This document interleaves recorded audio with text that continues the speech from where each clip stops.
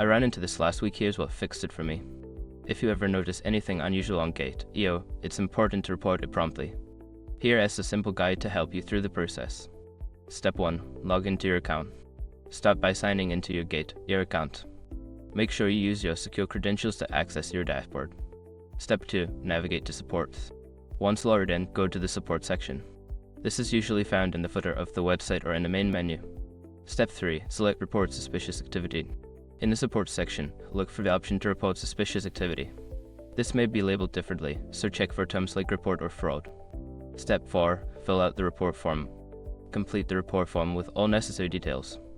Be specific about the suspicious activity you observed, including dates, amounts, and any relevant screenshots. Step 5. Submit your report.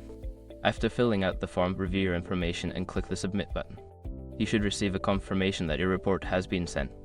If you follow these steps, you can help keep the platform safe for everyone. Don't hesitate to reach out if you have any questions or need further assistance.